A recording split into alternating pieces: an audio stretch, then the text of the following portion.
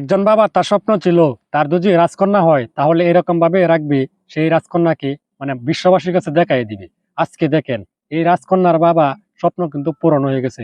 দেখেন ভাই রাজকন্যাকে কিভাবে রাখা হয়েছে। আপনারাও তো চান যে আপনাদের রাজকন্যাকে ভালো রাখার জন্য। এই যে দেখুন একটা বাউন্ডারির মাধ্যমে কত সুন্দর করে ডিজাইন করা যায়, নিজের হাতে এই মিস্ত্রি ভাই আপনার কাজ করতেছে বাউন্ডারি।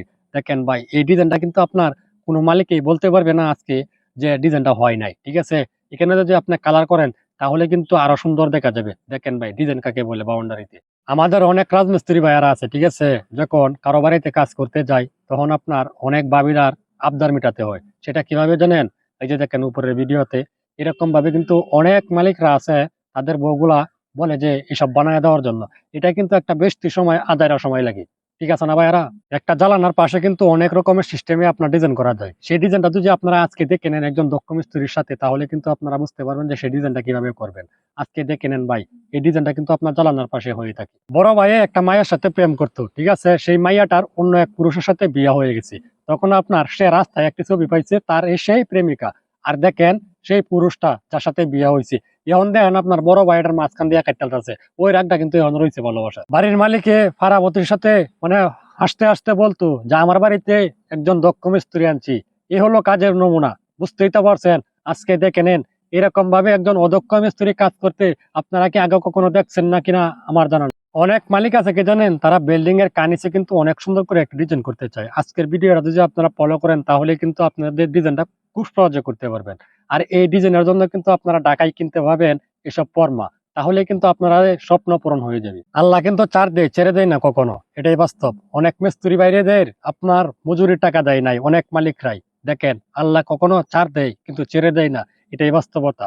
দেখুন তো ভাই এই বিল্ডিং এর রডটা কেন এভাবে উল্টে গেল। আল্লাহ কিন্তু ছাড় দেয়, ছেড়ে দেয় না।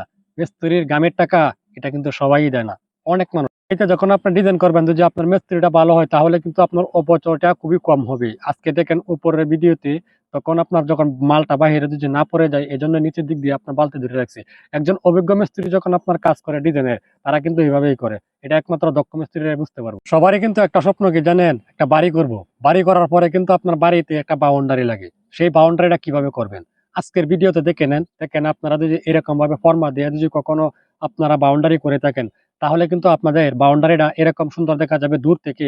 দেখেন না ভাই উপরের ভিডিওটা একটু ভালো করে খেয়াল করে, এরকম ভাবে কিন্তু বাউন্ডারি সবাই করতে পারে না। দেওয়াল কিভাবে গাঁথনি দিবেন, যদি আপনার মিস্ত্রি ভালো হয় তাহলে কিন্তু সুন্দর হবে। ঠিক আছে, এখানে দেখেন আপনার গাঁথনিটা কিন্তু অসাধারণ হয়েছে, কিন্তু এখানে একটি ভুল আছে। কি ভুলটা জানেন? দেখেন আপনার কতটুক বালু ভাঙ্গা হয়েছে এই গাঁথনির মাধ্যমে। গাঁথনিটা কিন্তু সেই বালুটা দিয়ে কিন্তু 2 নম্বর করে ফেলছে। ঠিক আছে না?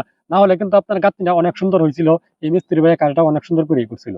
কিন্তু গাঁথনির আমাদের আপনার বালুর কারণে কিন্তু গাঁথনিটা নর্মাল হয়ে গেল। কিন্তু আপনার চাই বাড়ির সামনে যখন আপনার গাঁথনি দিয়ে দেওয়াল করে, ঠিক আছে, বাড়ির সামনাটাকে অনেক সুন্দর করার জন্য। আজকে দেখে নেন আপনার পিলারটির মধ্যে এরকম ভাবে আপনার ইট দিয়ে গাঁথনি দিয়ে সুন্দর করছে, সেটা কিনা আপনার দেখার মতন।